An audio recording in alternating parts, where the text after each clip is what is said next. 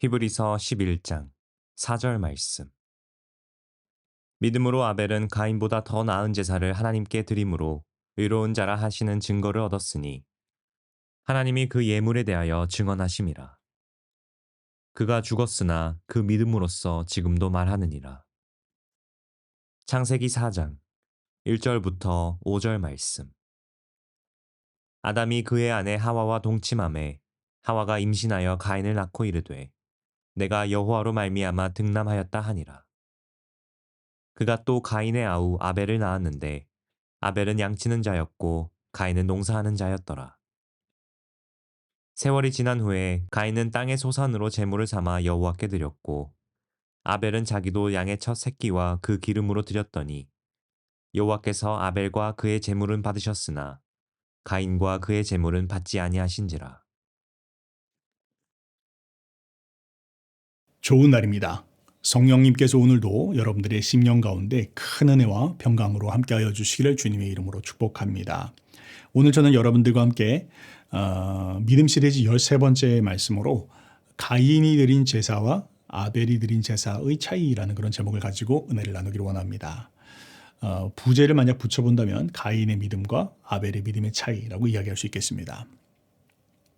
지금까지 여러 주간에 걸쳐서 우리는 믿음이란 무엇인지, 믿음의 정의와 또 믿음의 다양한 측면들, 믿음의 원리들을 살펴보았습니다. 자, 근데요, 오늘부터 해서 여러분들과 함께 이 믿음의 원리를 우리의 삶 가운데 구체적으로 실천해보는 시간들이 되길 바랍니다. 그래서 그것을 위해서 우리가 신앙의 위인들의 삶을 살펴볼 필요가 있는데요. 히브리서 11장을 우리가 흔히 믿음장 그렇게 이야기하죠. 히브리서 11장에는 믿음의 위인들, 신앙의 위인들의 삶을 잘 정리를 해놓고 있습니다. 그래서 저는 여러분들과 함께 이 히브리서 11장에 나오는 신앙의 위인들을 한 사람씩 살펴보면서 그것을 우리의 삶 가운데 어떻게 적용할 수 있는지를 생각해보는 시간들을 갖기를 원합니다. 자, 오늘은 그 첫 번째 시간으로 히브리서 11장 4절에 첫 번째 나오는 인물 아벨의 믿음에 대해서 한번 살펴보기를 원합니다. 여러분, 가인과 아벨 이야기 잘 알고 계시죠? 가인과 아벨은 아담과 하와가 범죄한 이후에 첫 번째로 낳은 자식들이었습니다. 가인이 형이었고 아벨이 동생이었습니다. 가인은 농사를 하는 사람이었고 아벨은 목축을 하는 사람이었습니다. 자, 그런데요, 이들이 어느 날 하나님 앞에 나와서 제사를 드리게 됩니다. 그들의 각각의 재물을 가지고 나와서 제사를 드리는데 가인은 농사를 하는 자이니까 곡물을 가지고 나와서 하나님 앞에 제사를 드렸고 아벨은 목축을 하는 자니까 양의 첫 번째 새끼와 그리고 그 기름을 가지고 하나님 앞에 제사를 드렸다라고 이야기하고 있습니다. 자, 그런데요, 굉장히 당황스럽고 또 놀라운 그런 내용들이 나옵니다. 그것이 무엇입니까? 하나님께서 아벨의 제물은 받으셨지만 가인의 제물은 받지 않으셨다라는 것입니다. 자, 여기에 대해서 많은 사람들이 의아해하고 또 당황해하고 또 신앙이 약한 분들은 넘어지기도 하고 그런 일들이 생기죠. 자, 그런데요, 여러 사람들이 거기에 대해서 여러 가지로 이야기를 하지만 몇 가지 정도로 이렇게 추려서 생각을 해볼 수가 있습니다. 어떤 사람들은 이야기하기를 재물에 문제가 있다. 하나님 앞에 곡물을 드리는 게 아니라 양의 새끼를 드렸어야 되는데 곡물을 드렸다라고 생각하는 사람들이 있습니다. 자, 그런데 그거는 옳지가 않습니다. 나중에 보면 레위기라든지 이런 데 보면 하나님께서 곡식을 가지고도 예물을 드리게 되어 있습니다. 뭐 하나님께서 육식을 선호하시는 하나님이 아니시죠. 여기에서는 문제가 있습니다. 재물 자체에 문제가 있는 것은 아닙니다. 두 번째로 어떤 사람들은 또 이야기하기를 정성에 문제가 있었어, 그렇게 이야기한 사람이 있습니다. 양의 첫 번째 새끼 그리고 그중에서 가장 맛있는 기름 부위, 이거 정말로 귀한 거 아니야? 라고 이야기하는 사람들이 있습니다. 근데 그것도 말이 안 됩니다.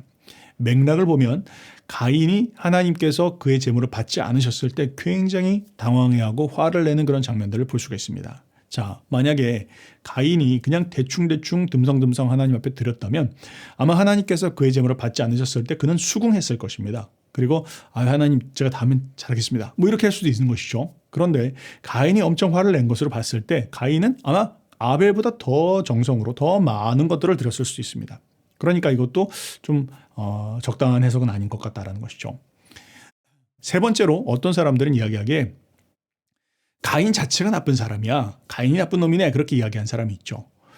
그런데 그것도 좀 이상합니다. 어떤 사람들은 그 가인이 그 뒤에 보면은 막 아벨을 죽이고 또 아벨이 죽은 것에 대해서 하나님께서 책임을 물으실 때 내가 내 동생을 지키는 사람이니까 막 하나님께 대들고 이런 모습을 봤을 때 이야기하지만, 그런데 여러분, 이들이 누굽니까? 이들이 아담과 하와의 자손입니다. 그럼 아담과 하와의 자손이라는 말은 둘 다 얘는 의인이고 얘는 죄인이고 그렇게 이야기할 수 있겠냐는 것입니다.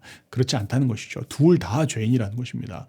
누가 덜하고 누가 덜하고 상관없이 둘 다 하나님 보시기엔 똑같은 죄인이다라는 것이 신학적으로 바른 해석입니다. 자, 그러면 왜 그랬을까? 둘 사이에 구별되어지는 것은 무엇일까라는 우리는 생각하게 됩니다. 자, 그런데 그것에 대해서 바로 이 히브리서 말씀이 우리에게 답을 주고 있습니다. 자, 히브리서 말씀은 아벨이 드렸던 제사, 그리고 또 가인이 드렸던 제사가 구별되어지는 지점이 뭐냐라고 이야기할 때 그게 바로 믿음이다라고 그렇게 이야기하고 있다는 것이죠. 그러니까 아벨이 드린 제사에 아벨의 믿음과 가인의 믿음에서 차이가 있었다라는 부분들에 대해서 명확하게 우리에게 이야기를 해주고 있다는 것이죠. 자, 그러면 당시로 들어가서 그들의 믿음이 어떤 차이가 있는지 한번 살펴봅시다. 잘 아는 것처럼 아담과 하와가 하나님 앞에 범죄하게 되었습니다. 자, 범죄한 아담과 하와는 하나님 앞에 부끄럽고 수치스러움을 감출 수가 없었습니다. 그래서 나무 뒤에 숨었다 그렇게 이야기하죠. 그리고는 또한 그들이 무화과 나뭇잎으로 그들의 부끄러운 곳을 가렸다 그렇게 성경은 이야기하고 있습니다. 그런데 여러분 가운데에서 나뭇잎으로 옷 만들어 입으시는 분들 계십니까? 그런 분들 아마 안 계실 것입니다. 부끄럽죠, 수치스럽죠. 그리고 또 나뭇잎이라고 하는 것이 이게 뭐 일회용도 아니고 해만 쬐면 뭐 돌돌 말리기도 하고 부스럭거리고 깨지기도 하고, 그러니까 이건 오래 갈 수 없는 것입니다. 자신들의 부끄러운 것 수치를 가릴 수가 없는 것입니다. 하나님께서 그들을 위해서 어떤 일을 하셨습니까? 하나님이 그들을 위해서 가죽옷을 지어 입히셨다 그렇게 이야기를 하고 있습니다. 자, 그런데요, 이 가죽옷을 지어 입히기 위해서 하나님이 하신 일이 무엇입니까? 바로 동물을 죽였어야 됐다는 것이죠. 아무런 죄가 없는 동물이었습니다. 그런데 그 동물의 희생으로 말미암아, 그가 피가 흘려짐으로 말미암아 아담과 하와는 그들의 부끄러움을 가릴 수 있었고 하나님 앞에 설 수 있었다라는 것을 성경은 이야기하고 있습니다. 또한 성경은 이야기하기를 그들을 위해서 하나님께서 여자의 후손을 보내실 것인데 그 여자의 후손이 뱀의 머리를 밟을 것이다. 이 모든 악한 것들의 종말을 하나님께서 보게 하실 것이고 세상을 다시 새하늘과 새 땅으로 만드실 것이다라는 것을 약속해 주셨다라는 것이죠. 자, 그런데요, 이제 그 아담과 하와가 이 모든 경험을 하고 난 후에 자식을 낳게 됐는데, 여러분 같으면 어떻게 하시겠습니까? 자식을 낳은 후에 그 자식들에게 이런 모든 이야기들을 입을 가릴까요? 그러니까 다시 말하면 이게 부모님들 부끄러운 이야기니까 우리 자식들한테는 우리 부끄러운 얘기 하지 맙시다, 이렇게 하고 그냥 가만히 있었을까요? 전혀 그렇지 않을 것입니다. 그들의 삶에서 경험했던 가장 중요한 경험들, 하나님과 함께 에덴 동산을 거닐었던 경험들을 이야기할 것입니다. 그런데 그런 가운데에서 뱀의 꼬임을 넘어가서 하나님의 말씀을 순종치 않으므로 하나님 앞에 타락하게 된 이야기도 할 것입니다. 그러나 그들임에도 불구하고 하나님께서 동물의 짐승의 가죽으로 우리의 부끄러움과 수치를 가려주신 분이시고, 또한 주님께서 결국에는 이 모든 것을 여자의 후손을 보내주셔서 다시 완성케 하실 것을 하나님께서 약속하셨다라는 거 아마 귀가 따갑게 가인과 아벨에게 이야기를 해주셨을 것입니다. 그것이 자연스러운 해석이죠. 자, 그런데요, 그러면 그것을 어떻게 아벨이 그리고 또 가인이 그것을 받아들였는지, 자신의 삶 가운데 적용했는지 우리는 그것을 살펴봐야 할 것입니다. 자, 창세기 4장 4절 말씀을 한번 읽어보겠습니다. 창세기 4장 4절 이렇게 기록하고 있습니다. 여호와께서 아벨과 그의 제물은 받으셨으나 가인과 그의 제물은 받지 아니하신지라 그렇게 이야기하고 있습니다. 자, 여기서 우리가 굉장히 주의 깊게 살펴봐야 될 부분들이 있습니다. 그것이 무엇입니까? 하나님이 그냥 아벨을 받지 않으셨다 혹은 아벨의 예물을 받지 않으셨다 그렇게 나오지 않고 아벨과 그의 제물은 받으셨으나 가인과 그의 제물은 받지 아니하신지라 그렇게 이야기하고 있다는 것입니다. 이 굉장히 중요한 부분들을 이야기하고 있습니다. 뭘 이야기합니까? 하나님께서 사람과 제물을 분리하지 않으신다는 것입니다. 하나님께서 제물만 받으시고 너는 어떻게 살든 나는 상관없어, 나한테 제물만 갖고 와 하시는 그 하나님이 아니라는 것입니다. 하나님께서는 제물과 그 사람을 동일한 것으로 여기신다라고 성경은 이야기하고 있다는 것입니다. 바로 이것이 세상 종교와 여호와 하나님의 종교, 그러니까 세상 종교와 기독교의 차이가 있다는 것입니다. 여러분, 세상 종교는 어떻습니까? 세상 종교는요, 사람이 어떻게 되든 상관 안 합니다. 그냥 제물만 갖고 와 그렇게 이야기합니다. 여러분, 혹시 여러분 가운데서 점집 적용이 좀 이상하지만요. 점집에 가보신 분들은 안 계실 것입니다. 근데 보통 점집 앞에 점쟁이 찾아가면 어떻게 하죠? 점쟁이나 점집에 가면 그 사람들이 보면서 당신 10계명을 지키시오. 도덕적으로 사시오.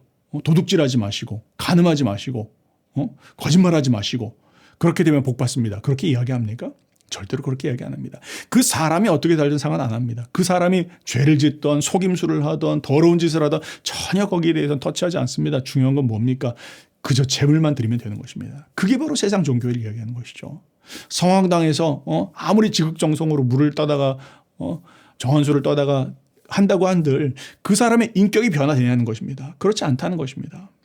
바로 여기에 세상 종교와 하나님께서 가르쳐 주신 우리 기독교와의 차이가 있다는 것입니다. 우리는 뭐라고 이야기합니까? 우리는 당신의 재물은 상관이 없어. 더 중요한 건 당신 자신이요. 그렇게 가르치고 있다는 것입니다. 그렇습니다.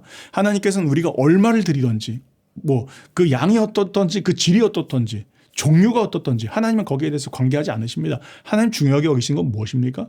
하나님 난 너에 대해서 관심이 있다. 그렇게 이야기하시는 것입니다. 난 너의 마음, 너 자신이 어떠한지에 대해서 나는 관심이 있다. 나는 너를 받지 난 너의 재물을 받지 않는다라고 하나님 그렇게 말씀하신다는 것입니다. 자, 그런데 여기서 우리가 너라고 이야기할 때 그 너가 무엇입니까? 그 너가 바로 마음입니다. 성경은 이렇게 이야기합니다. 대저 그 마음의 생각이 어떠하면 그 위인도 그러한 즉 다른 말로 이야기하면 내 마음이 바로 나 자신이라는 것입니다. 그러니까 내 마음이 어떠한지 그것이 바로 나 자신이 어떠한지를 이야기한다는 것이죠. 다시 한번 이야기하면 그러니까 하나님께서는 종류의 문제가 있는 게 아니다. 또 그것이 어떤 정성을 들였느냐 그것이 문제가 아니다. 중요한 건 무엇이냐? 문제는 바로 너의 마음이다라는 걸 이야기했다는 것입니다.